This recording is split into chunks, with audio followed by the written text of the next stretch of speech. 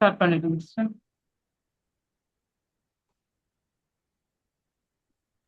Okay sister. Praise lord. Praise lord. எல்லா சகோதரிக்கும் price Lord. ஒரு சின்ன பிரேயரோட நம்ம ஸ்டார்ட் பண்ணுவோம். தந்தை மகன் தூய ஆவியின் பெயராலே ஆமேன். அப்பா தகப்பனே, இந்த நாளுக்காக நன்றி ஆண்டவரே. இன்று நீங்க என்னை தேர்ந்தெடுத்த அந்த கிருபைக்காக நன்றி செலுத்துகிறப்பா. தகுதி இல்லாத என்னை இந்த நேரத்துல தகுதிப்படுத்த நம்முடைய கிருபைக்காக நன்றி ஆண்டவரே. தொடக்கம் முதல் இறுதி வரை ஆவியானவர் தாமே நீரே என்னை மறைத்து முழுமையா செயல்படும்படியா ஜெபித்து ஒப்பு கொடுக்கிறப்பா. இது அனைத்து இயேசுவின் நாமத்தினால ஜெபித்து ஜெயம் எடுக்கிறப்பா. ஜீவனுள்ள நல்ல பிதாவே ஆமேன். ஹல்லேலூயா. Price the Lord. ஆமேன். நம்ம இன்னைக்கு பார்க்க போறது மார்க் அதிகாரம் 6 இறை வார்த்தைகள் 7 முதல் 13 வரை. மார்க் அதிகாரம் 6 இறை வார்த்தைகள் 7 முதல் 13 வரை.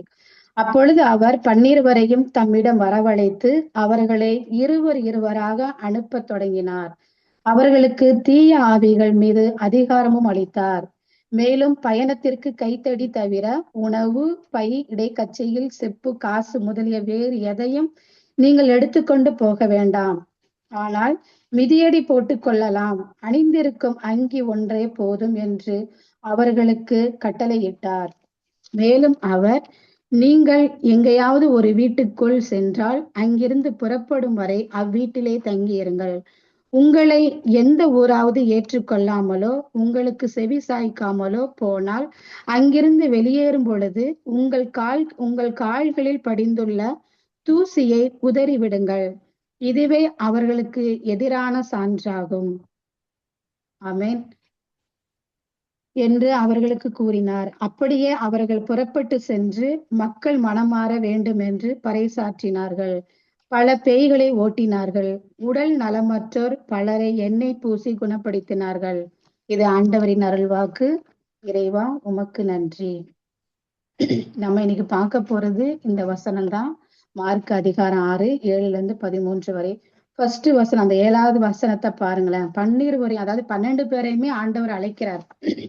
12 பேருங்கும் போது அந்த இடத்துல ஆண்டவரோட அன்பை பார்ப்போம். ஆண்டவர் வந்து 12 பேரையுமே அழைக்கிறாரு. அந்த இடத்துல வந்து யூதாசும் இருக்கிறார். 12 பேருங்கும் போதுமே யூதாசும் அந்த இடத்துல வந்திருப்பாரு. அப்ப ஆண்டவருக்கு ஏற்கனவே தெரியும் யூதாஸ் வந்து பாதியிலேயே போயிடுவாங்க. நான் ஆண்டவரை காட்டி கொடுத்ததுக்கு அப்புறம் அவர் தொடர்ந்து அவரோட பயணத்துல வரமாட்டாருன்னு தெரியும். தெரிஞ்சிருந்தும் அந்த இடத்துல ஆண்டவர் வந்து 12 பேரையுமே தான் ஒரே மாதிரி அழைச்சு 12 பேருக்கும் அந்த அதிகாரத்தை கொடுக்கிறாரு. பேய்களை ஓட்டுறதுக்கு உண்டான அந்த அதிகாரத்தை கொடுக்கிறாரு. 2 பேராவும் அனுப்புறாரு.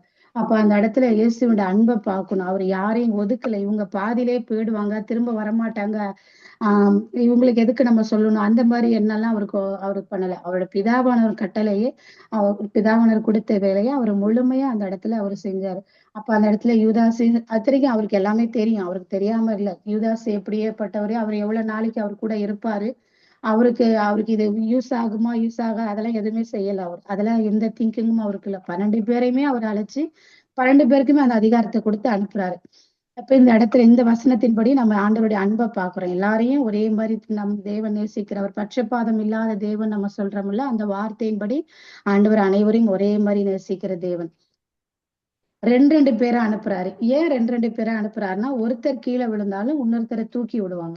அதுக்காக தான் இந்த 2 பேரை அனுப்புறாங்க. அந்த ஒருத்தர் சோர்வடைஞ்சு போனாலும் இன்னொருத்தருங்க வந்து தூக்கி விடுவாங்க அப்படின்றத ஒரு ஒரு ஒரு பலத்தை அந்த நேரத்துல அவங்க இன்னொருத்தவங்க கொடுப்பாங்க. அவங்க ஒரு ஆத்மா வந்து உலகபூர்வமா பலவீனமா எதுலையாவது கீழே விழுந்து போனாங்கன்னா, இன்னொரு ஆத்மா வந்து இன்னொருத்தர் வந்து அவங்க வந்து அவங்களுக்கு எடுத்து சொல்லி, ஆவியானவர் அவங்க மூலியமா எடுத்து சொல்லி அவங்களுக்கு சேர்த்து கூட்டிட்டு போறதுக்கு ஆவியானவர் அவங்க மூலியமா ஹெல்ப் பண்ணுவாங்க. அதனாலதான் ஆண்டவர் வந்து அந்த இடத்துல 2 பேரை அனுப்புறாங்க. லூக்கா 10:19 அந்த வசனத்தின்படி, அதாவது அந்த வார்த்தை நம்ம எல்லாருக்குமே தெரியும். பாம்புகளையும் தேள்களையும் மிதிக்கவும் பகைவரின் வல்லமை எதிர்கொள்ளவும் நீர் எனக்கு அதிகாரம் கொடுத்திருக்கிறீர் என்று அந்த வார்த்தையின்படி ஆண்டவர் வந்து சொல்லி அவங்களை அனுப்புறாங்க. 8வது வசனம் வாசிப்போம் பாருங்களேன். மேலும் பயணத்திற்கு கைத்தடி தவிர உணவு, பை, இடைக்கச்சையில் செப்பு, காசுக்கான முதலிய வேறு எதையும் நீங்கள் எடுத்துக்கொண்டு போக வேண்டாம். அதாவது நம்ம எந்த பொருளையும் நம்ம எடுத்துட்டு போக வேண்டாம்னு ஆண்டவர் சொல்றார். ஆண்டவர் என் தேவை சந்திப்பார், அவர் பார்த்து கொள்வார் அப்படின்னு நம்ம அந்த ஒரு நம்பிக்கையோட தான் போகணும். நம்மளோட கண், சிந்தனை, இருதயம் எல்லாத்தையுமே சுயத்துக்கு மறிக்கடிக்கணும். ஏன்னா நம்ம மறிக்க வைக்கணும். ஏன்னா நம்ம ஆண்டவரோட பயணத்துக்காக போறோம். ஆண்டவருடைய சேவையை நம்ம செய்ய போறோம். நம்மளுடைய விஷயங்கள், நமக்கு அந்த இடத்துல உணவு கிடைக்குமா, போகக்கூடிய இடத்துல தங்க இடம் இருக்குமா, சரியான ஃபுட்டு கிடைக்குமா, சரியான ஒரு தண்ணி கிடைக்குமா, எனக்கு ஹாட் வாட்டர் தான் வேணும் இல்ல நார்மல் வாட்டர், இந்த மாதிரி ஏதாவது ஒண்ணு இப்ப இருக்க காலகட்டத்துக்கு தகுந்த மாதிரி சொல்றேன். அந்த மாதிரிலாம் நம்ம எதுவும் நினைக்க வேணாம். ஏன்னா எனக்கு என்ன தேவைங்கிறது ஆண்டவருக்கு தெரியும். இப்ப ஆண்டவர் ஏற்ற நேரத்துல கண்டிப்பா என்னோட தேவைகளை ஆண்டவர் சந்திப்பார். அதே போல நமக்கு எலியா பார்த்திருக்கோம். எலியா அப்படிதான் போனாரு. ஆனா எலியாவுக்கு உணவு கொடுக்கணும்னு அவர் எப்படி கொடுத்தாரு? காகத்தின் வழியா கூட அவங்களுக்கு உணவு கொடுத்தாரு எலியா. அதே போல அவர் கொடுக்கணும்னா கண்டிப்பா ஆண்டவர் எப்படியும் கொடுப்பாரு. நமக்கு எது தேவை அப்படின்றது அவருக்கு தெரியும். அதனால நம்ம அந்த திங்ஸ் மூலியமோ அந்த பொருட்கள் மூலமோ நம்ம எடுத்துட்டு போக வேணாம்னு ஆண்டவர் அதற்காக தான் இந்த வசனத்து நிமித்தமா நமக்கு சொல்றாரு. எக்ஸாம்பிளுக்கு நம்ம இப்போ ஒரு ஒரு ப்ரேயருக்கோ இல்ல ஒரு இடத்துக்கோ போறோம். நம்ம பேக்ல மொபைலு, வாட்டர் பாட்டிலு, வித் வேற ஏதாவது வச்சிருப்போம். பர்ஸ், இந்த மெயின் நமக்கு, இது மூணுமே நமக்கு மெயின். இது மூணுமே ஒரு இடத்துல வச்சுட்டு நம்ம வெளியில சாப்பிட பிரேக் டயத்துல சாப்பிட போவோமோ, இல்ல முன்னாடி இன்னும் கொஞ்சம் முன்னாடி போய் உட்காரலாமா அப்படின்னு பேக் ஒரு இடத்துல வச்சு நம்ம போனாலும், இல்ல ரெஸ்ட் ரூமுக்கு இடையில போயிட்டு வந்திருந்தாலும், நம்மளோட சிந்தனை எண்ணங்கள் எங்க இருக்கும்? அந்த பேக்ல தான் இருக்கும். ஐயோ நம்ம ஒரு இடத்துல வைக்க சொன்னாங்களே, நம்ம வச்சுட்டு வந்தோமே, எப்படி இருக்கு அப்படின்ற அந்த சிந்தனைகள் இருக்கும். எடுத்துட்டு போக வேணாம்னு சொல்லல, நமக்கு சேஃப்டிக்கு அதை எடுத்துட்டு போறோம். ஆனா அந்த அந்த மாதிரி ஒரு சிந்தனை அங்க போயிடக்கூடாது அப்படிங்கிறதுக்கு தான் ஆண்டவர் இந்த இடத்துல காமிக்கிறாரு. அததான் அந்த சுயத்துக்கு மறிக்க, நம்மளுடைய எண்ணங்கள், சிந்தனைகள், இருதயங்கள் அனைத்தையுமே அந்த இடத்துல எடுத்து போட்டுட்டு, ஆண்டவர் எனக்கு பணியை கொடுத்திருக்கிறார், நான் அவருக்காக நான் போய் சொல்றேன் அப்படின்னு நம்ம போகணும். அந்த இடத்துல எப்படி சொல்றாரு? கடைசி வார்த்தை கட்டளையா சொல்றாரு. ஆனால் மிதியடி போட்டுக் கொள்ளலாம். ஆமா, அந்த இடத்துல கட்டளையா சொல்றாரு. மிதியடி அணிந்திருக்கும் அங்கி ஒன்றே போதும் என்று அவர்களுக்கு கட்டளையா எடுக்கிறாங்க. அவர் கட்டளையிடுறாருன்னா காரணம் இல்லாம இருக்காது. ஆண்டவர் சொன்னாரு. அப்ப அந்த கட்டளையை நாம கடைபிடிக்கணும். ஆண்டோட வார்த்தையை மட்டும் நாம எடுத்துட்டு போகணும். இதே மார்க் அதிகாரத்துல 17-18 வார்த்தை சொல்லப்படுது. நம்பிக்கை கொண்டோர் பின்வரும் அரும் அடையாளங்களை செய்வர், அவர்கள் என் பெயரால் பேய்களை ஓட்டுவார் என்று. அப்ப அந்த வார்த்தை நம்பிக்கையோடு நம்ம அந்த வார்த்தையை மட்டும் நாம எடுத்துட்டு போய் அவங்களுக்கு சொல்லணும். எந்த இடத்துல நம்மள ஆண்டவர் காமிக்கிறாரோ, எந்த ஊருக்கோ எந்த நபருக்கோ அங்க சொல்லும் போது ஆண்டவருடைய வார்த்தையை மட்டும் நம்ம எடுத்துட்டு போகணும். 2 தீமோத்தேயு 4:2 நாம வாசிக்கிறோம். இறை வார்த்தையை அறிவி, வாய்ப்பு கிடைத்தாலும் கிடைக்காவிட்டாலும் இதை செய்வதில் நீ கருத்தாயிரு. கண்டித்து பேசு, கடிந்து கொள், அறிவுரை கூறு, மிகுந்த பொறுமையோடு கற்றுக்கொடு. ஒரு காலம் வரும், அப்பொழுது மக்கள் நலம் தரும் போதனையே தாங்க மாட்டார்கள், மாறாக செவித்தீன உணவு கொண்டவர்களாய் தங்கள் தீய நாட்டங்களுக்கேற்ப தங்களுக்கென போதகர்களை திரட்டிக் கொள்வார்கள். உண்மைக்கு செவிசாய்க்க மறுத்து புனைக்கதைகளை நாடிச் செல்வார்கள். நீயோ அனைத்திலும் அறிவு தெளிவோடு இரு, துன்பத்தை ஏற்றுக்கொள், நற்செய்தியாளனின் பணியை ஆற்று, உன் திருத்தொண்டை முழுமையாய் செய். இங்க ஆண்டவர் நமக்கு கொடுத்திருக்க வேலையை நம்ம முழுமையா செய்யணும். ஆண்டவர் நம்மளை அழைச்சிருக்கார். ஆண்டவர் நம்மளை அழைச்சிருக்காரு. அவர் அழைச்சத்தின்படி நம்ம ஒவ்வொருவரும் நம்மளுடைய தேவைகளை நமக்கு ஆண்டவர் எப்படி நம்முடைய தேவைகளை எல்லாம் நேர்த்தியா செய்து தந்தாரோ, அது நாமளும் மற்றவர்களுக்கு, மற்ற ஆத்மாக்களுக்கு நம்ம ஆண்டவரை பத்தி தைரியமா ஆண்டவர் துணையோடு நம்ம செய்யணும் அந்த இடத்துல. அப்புறம் இன்னொரு வசனத்தின்படி 11, இப்ப நம்ம வாசிச்சோம்ல 6:11. நீங்க எங்கேயாவது ஒரு வீட்டுக்குள் சென்றால் அங்கிருந்து புறப்படும் வரை அவ்வீட்டிலே தங்கியிருங்கள். உங்களை எந்த ஊராவது ஏற்றுக்கொள்ளாமலோ உங்களுக்கு செவிசாய்க்காமலோ போனால் அங்கிருந்து வெளியேறும் பொழுது உங்கள் கால்களில் படிந்துள்ள தூசியை உதறி விடுங்கள். இதுவே அவர்களுக்கு எதிரான சான்றாகும் அப்படின்னு ஆண்டவர் சொல்றாரு.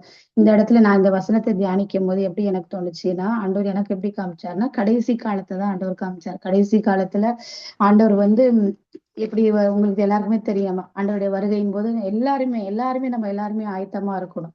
அப்ப எல்லாருமே ஆயத்தமா இருக்குன்னா, நம்மளை ஆண்டவர் ஒவ்வொருவரையும் நம்மளை தேர்ந்தெடுத்துக்கிறபடி நம்ம ஆண்டவரை பத்தி மத்தவங்களுக்கு போய் தைரியமா எடுத்து சொல்லணும். அந்த இடத்துல நம்ம சாக்கு போக்கு சொல்லிட்டு என்னால பண்ண முடியாது அப்படின்னு ஒரு ஒரு ஒரு இருமனத்தோட, ஒரு பயத்தோட, ஒரு கலக்கத்தோட இருக்கக்கூடாது. அதே மாதிரி மத்தவங்கள நம்ம குற்றம் சுமத்தக்கூடாது. இவங்கெல்லாம் நான் சொன்னா கேட்க மாட்டாங்க, இவங்கள்ட்ட எல்லாம் சொன்னோம்னா ஒண்ணும் சரி வராது, இவங்கெல்லாம் கொஞ்ச நாளைக்கு தான் இருப்போம், அந்த மாதிரி ஒரு டிசிஷனுக்கு நம்ம போகக்கூடாது. ஆண்டவர் எனக்கு கொடுத்திருக்கிறார், எனக்கு ஆண்டவர் கற்றுக் கொடுத்திருக்கிறார், அதை போய் மத்தவங்களுக்கு போய் நான் சொல்லணும் அப்படின்னு அந்த ஒரு நோக்கத்தோட தான் நாம போய் ஆண்டவர் நம்ம கொடுத்திருக்க அந்த தொண்டை கண்டிப்பா நாம போய் செய்யணும் ஒவ்வொருத்தரும். எசேக்கியேல் அதிகாரம் 33 7, 9 நான் இந்த வசனத்தை தியானிக்கும் போது ஆண்டவர் எனக்கு அமைச்சது. அவ்வாறே மானிடா, நான் உன்னை இஸ்ரேல் வீட்டாருக்கும் காவலாளியாக ஏற்படுத்தினேன். என் வாயினின்று வரும் வாக்கை கேட்கும் போதெல்லாம் நீ என் பொருட்டு அவர்களை எச்சரிக்க வேண்டும். இல்ல, அப்ப ஆண்டவர் நம்ம மூலியமா பேசுறத தைரியமா சொல்லணும். அந்த இடத்துல நாம பயப்படக்கூடாது. ஐயோ, நான் சொன்னா அவங்க கேட்பாங்களா அப்படின்னு இருக்கும். நிறைய பேர் நிறைய இடத்துல அப்படிதான் இருப்பாங்க. பேசுறது நம்ம கிடையாது, ஆவியானவர் தான் பேசுறாரு நம்ம மூலியமா. ஆண்டவர் சொல்றாரு, நான் செல்கிறேன், எனக்கு பின்பாக ஒரு தேற்றரவாளனை, ஒரு துணையாளரை நான் உங்களுக்கு அனுப்புறேன். அவர் எப்படி பேசணும், எங்க பேசணும், என்ன பேசணும், அவரு உங்களுக்கு சொல்லி கொடுப்பாரு. அப்ப நம்ம ஆவியான துணையோடு தைரியமா சொல்லணும். அதே அதிகாரத்துல 8வது வசனம் பாருங்களேன். தீயோரிடம் நான், ஓ தீயோரே, நீங்கள் உறுதியாக சாவீர்கள் என்று சொல்ல, அத்தீயோர் தம் வழியிலிருந்து திரும்பும்படி நீ அவர்களை எச்சரிக்காவிடில் அத்தீயோர் தம் குற்றத்திலே சாவார். ஆனால் அவர்களது இரத்த பலியை உன்மேலே சுமத்துவேன். ஆனால் தீயோரே, அவர்கள் தம் வழியிலிருந்து திரும்ப வேண்டும் என்று நீ எச்சரித்தும் அவர்கள் தம் வழியிலிருந்து திரும்பாவிட்டால் அவர்கள் தம் குற்றத்திலே சாவார். நீயோ உன் உயிரை காத்துக் கொள்வாய். நான் அந்த வார்த்தையை தியானிக்கும் போது ஆண்டவர் எனக்கு இந்த வசனத்தை தான் காமிச்சாரு. அப்ப ஆண்டவர் ஒருத்தங்க நம்ம கண்ணு முன்பாகவே ஒருத்தங்க போறாங்க, தவறான வழி, தவறான ஒரு இதுல செய்யறாங்க போது அதை நம்ம தைரியமா ஆவியார் துணை கொண்டு நாம அந்த இடத்துல சொல்லணும். இல்லைன்னா அதுக்குண்டான இது நமக்கு தான், நம்ம படிச்சோம்ல, அதனுடைய இது ரத்த பலி நமக்கு தான் வரும். நம்ம சொல்லி அவங்க கேட்கலன்னா அதை ஆண்டவர் பார்த்துக்கொள்வார். ஆனா நம்மளுடைய கடமை, விதை போட வேண்டியது நம்மளுடைய கடமை. நம்ம கிட்ட விதை இருக்கு, விதை இறை வார்த்தை நம்மள்ட்ட இருக்கு. அந்த இறை வார்த்தையை நல்ல ஒரு நிலத்துல, நம்ம சரியான நிலத்துல, ஆண்டவர் எந்த அதாவது அந்த ஆன்மாவை காமிக்கிறவங்களோ அந்த இடத்துல போய் கண்டிப்பா நம்ம விதைக்க வேண்டியது நம்ம ஒவ்வொருவருடைய கடமை. அதே லாஸ்டா ஒண்ணு சொல்லி முடிச்சிடறேன். யோவான் 15வது அதிகாரத்துல 18 21 வரைக்கும். உலகு உங்களை வெறுக்கிறது என்றால் அது உங்களை வெறுக்கும் முன்னே என்னை வெறுத்ததுன்னு ஆண்டவர் சொல்றார். ஆமேன். என்னை வெறுத்தது என்பதை தெரிந்து கொள்ளுங்கள். நீங்கள் உலகை சார்ந்தவர்களாக இருந்திருந்தால் தனக்கு சொந்தமானவர்கள் என்னும் முறையில் உலகு உங்களிடம் அன்பு செலுத்தி இருக்கும். நான் உங்களை உலகிலிருந்து தேர்ந்தெடுத்து விட்டேன். ஆமேன். நீங்கள் உலகை சார்ந்தவர்கள் அல்ல, எனவே உலகு உங்களை வெறுக்கிறது. பணியாளர் தலைவரை விட பெரியவர் அல்ல என்று நான் உங்களுக்கு கூறியதை நினைவில் வைத்துக் கொள்ளுங்கள் என்று ஆண்டவர் சொல்றார்.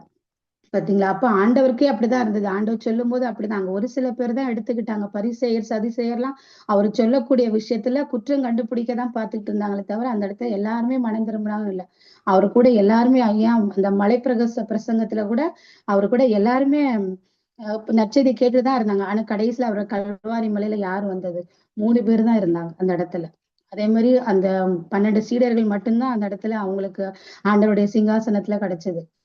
அவரோட வார்த்தையை எல்லாருமே கேட்டுக்கிட்டு தான் இருந்தாங்க. எத்தனையோ அதிசயம் அற்புதங்கள் பண்ணாங்க. ஆனா அவங்க எல்லாம் எந்த அளவுக்கு கேட்டிருந்திருப்பாங்க, எந்த அளவுக்கு கடைபிடிச்சிருப்பாங்கன்னு தெரியல. ஆனா ஆண்டவர் சொல்றாரு, எல்லாருமே அந்த இடத்துல வெறுக்கிறாங்க. ஆண்டவர் சொல்லும் போது அந்த வார்த்தையில குற்றம் கண்டுபிடிச்சிட்டு தான் இருக்காங்க. அதே மாதிரி நம்ம சொல்றதுல இல்ல, இது சொன்னது கரெக்ட் இல்ல, அது சொன்னது கரெக்ட் இல்ல, அவங்க எல்லாம் சொன்னா நம்ம ஸ்டாப் பண்ண வேணாம். நமக்கு ஆவியான நம்மளோட ஒவ்வொருத்தருக்கும் ஒவ்வொரு மாதிரி ஆவியான செயல்படுவார் என்று நம்ம 1 கொரிந்தியர் நம்ம வாசிக்கிறோம் 12வது அதிகாரத்துல. ஆவியானவர் ஒவ்வொருத்தருக்கும் ஒவ்வொரு மாதிரி செயல்படுவார். நமக்கு ஒவ்வொருத்தருக்கும் ஆண்டவர் எப்படி செயல்படுறாரு, ஒவ்வொரு ஆத்மாவுக்கு எப்படி சொல்லணும்னு கொடுத்திருக்காரோ அந்த கடமையை நாம தைரியமா நம்ம செய்யணும். நம்ம எல்லாருமே பணியாளர். இப்ப வசனம் பார்த்தோம்ல, யோவான் 15:20 பணியாளர் தவிர தலைவரை விட பெரியவர் அல்லர் என்று ஆண்டவர் சொல்றார். அப்ப நாம எல்லாருமே பணியாளர் நம்ம எல்லாருமே வேலைக்காரர்கள். ஆண்டவருக்கு நம்ம எல்லாருமே வேலைக்காரங்க. நம்முடைய தலைவர் அவர்தான். உலகத்துல இருக்கிறவங்க காட்டிலும் எனக்குள் இருக்கிறவர் பெரியவர் என்று சொல்லி அந்த வார்த்தையின்படி மார்க் 16, இப்ப நம்ம கடைசியா வாசிச்சோம்ல 16, அந்த 16 அந்த அதிகாரத்தை 17, 18 அந்த வசனத்தின்படி அந்த அதிகாரத்தை வைத்து நம்பிக்கையோடு நம்ம ஆண்டவர் ஆவியான துணையோடு போய் ஒவ்வொருவருக்கும் நம்ம சொல்ல வேண்டிய கடமைகள் நமக்கு இருக்கு. கடைசி ஒரு வசனம் இந்த யோவான் 15லயே கடைசி 21வது வசனம். என் வார்த்தையை கடைபிடித்திருந்தால் தானே உங்கள் வார்த்தையையும் கடைபிடிப்பார்கள். என் பெயரின் பொருட்டு உங்களை இப்படி எல்லாம் நடத்துவார்கள் எனில் என்னை அனுப்பியவரை அவர்கள் அறிந்து கொள்ளவில்லைன்னு ஆண்டவர் சொல்றாரு. அப்ப அவங்க அதுதான் ஆண்டவர் சொல்ல, என்னையும் அப்படிதான் என்ன அனுப்பியவர் பொறுத்து நீங்க நம்பல, என்னையும் அப்படிதான் நம்பாம இருந்தாங்க. ஆனா அதுக்குன்னு ஆண்டவர் சொல்லாம இருந்தாரா? எதையும் செய்யாம இருந்தாரா? அவரு பிதாவானவரின் திட்டத்தின்படி முழுமையா யாராருக்கு என்னென்ன செய்யணுமோ என்னென்ன பண்ணணுமோ எல்லாத்தையும் முழுமையா செஞ்சுட்டுதான் கடைசியில கல்வாரி மலையில் உம்முடைய என் ஆவியை உம்மிடம் ஒப்படைக்கிறேன்னு சொல்லி ஆண்டவர் ஒப்படைக்கிறார். அப்ப பிதாவான திட்டத்தின்படி முழுமையா அவர் எல்லா காரியங்களையும் நேர்த்தியா செய்தார். அதே போல ஆண்டவர் நம்மள ஒவ்வொருவரையும் குறிச்சு என்ன திட்டங்கள் வச்சிருக்காரோ அதை நம்ம பொறுமையோடு தாழ்ச்சியோடு ஆவியான துணையோடு மற்றவங்களை நம்மளை குற்றம் சுமத்தாம இவங்க வரமாட்டாங்க இது பண்ண மாட்டாங்க கொஞ்ச நாள் தான் வருவாங்க கொஞ்ச நாள் கேட்க அந்த மாதிரி அந்த ஒரு திங்கிங் நம்ம போயிடாம இதை போய் நான் எப்படி சொல்றது அவங்க செய்யற தப்புன்னு தெரியும் நான் போய் எப்படி சொல்றது அப்படின்னு அந்த தாட்டுக்கே இருக்கக்கூடாது. தப்பு செய்யறாங்கன்னா நம்ம சொல்லணும். இப்ப படிச்ச அந்த எசேக்கியேல் 33வது அதிகாரத்துல 7-9 வரைக்கும் நம்ம வாசிச்சோம்ல. அப்ப அங்க ஆண்டவர் சொன்னாருன்னா நம்ம செய்யணும். அது சோதம் கோமர பட்டணத்துல அப்படித்தானே அந்த நாட்டை அழிக்க போறேன் யாரையாவது ஒருத்தர் இது பண்ணுங்கன்னா சொன்னாங்கன்னா போய் சொன்னாங்க அவங்க. அதே மாதிரிதான் நம்மளும் இந்த குடும்பத்துல இப்படி பிரச்சனை இருக்கு நீ இந்த பாவத்துல அடிமையா இருக்கிற இதுதான் உண்மையான வழி அப்படின்னு நம்ம எங்க ஆண்டவர் நம்ம காமிக்கிறாரோ அந்த இடத்துல நம்ம பகிரமாக தைரியமா ஆவியான துணையோட நம்ம சொந்த பலத்தோடு கிடையாது ஆவியான துணையோடு மார்க் 17-18 இந்த வார்த்தையின்படி நம்ம போய் அவங்களுக்கு ஆண்டவரை பத்தி எடுத்து சொல்லணும். பிரைஸ் எல்லாம் பிரைஸ் எல்லாம் தந்தை மகன் தூய் ஆவியின் பெயராலே ஆமீன். அப்பா தகப்பன் இந்த நாளுக்காக நன்றி செலுத்துகிறேன்ப்பா. அப்பா மற்றவரை நாங்களே தீர்ப்பிடக்கூடாதுன்னு என்று சொல்லி அப்பா எங்களுக்கு இந்த வார்த்தையின்படி எங்களுக்கு கற்றுக் கொடுத்தீரே இந்த கிருபைக்காக நன்றி செலுத்துகிறோம்ப்பா. தாழ்ச்சியோடு நாங்க இருக்க வேண்டும் என்று சொல்லி அப்பா இந்த வார்த்தையின்படி அடுத்த ஸ்டெப்ஸ் அப்பா தாழ்ச்சியோடு இருந்த ஆவியான துணையோடு நாங்க மற்றவர்களுக்கு நாங்கள் எடுத்து சொல்ல வேண்டும் என்று கற்றுத்தந்தீரே அப்பா அந்த கிருபைக்காக நன்றி செலுத்துகிறோம்ப்பா. நாங்கள் தனக்குன்னு என்று எதையும் நாங்கள் எதிர்பார்க்காமல் உமக்கென்று நாங்கள் ஓடக்கூடிய அந்த பயணத்துல நாங்கள் தொடர்ந்து ஓடணும் என்று சொல்லி நாங்கள் ஒரு பணியாளர் நாங்கள் ஒரு வேலைக்காரர்கள் என்று சொல்லி அப்பா எங்களுக்கு இந்த வசனத்தின்படி எங்களுக்கு தெரியப்படுத்தினீரே அப்பா அந்த கிருபைக்காக நன்றி ஆண்டவரே. 2 தீமோத்தேயு வார்த்தையின்படி வாய்ப்பு கிடைத்தாலும் கிடைக்காவிட்டாலும் இறை வார்த்தையை பற்றி அறிவிப்பதில் கருத்தாயிரு என்று சொன்னீரே. ஆமா ஆண்டவரே அப்பா நீர் எங்களுக்கு வாய்ப்பு கொடுக்கும் போது ஆவியான துணையோடு நாங்க இறை வார்த்தையை பற்றி உண்மை பற்றி உடைய அன்பை பற்றி உடைய பரிசுத்தத்தை பற்றி மற்றவர்களுக்கு நாங்கள் எடுத்து சொல்ல தைரியத்தோடு ஆவியான துணையோடு நாங்கள் அனைவரும் எடுத்து அப்பா உம்முடைய நாமத்தை மகிமைப்படுத்தும்படியா நீரே எங்களை ஆளுகை செய்ய வேண்டும்படியா ஜெபித்து ஒப்பு கொடுக்கிறோம்ப்பா. இது அனைத்தையும் இயேசுவின் நாமத்தினாலே ஜெபித்து ஜெயம் எடுக்கிறோம்ப்பா எங்கள் ஜீவனது நல்ல பிதாவே ஆமேன்.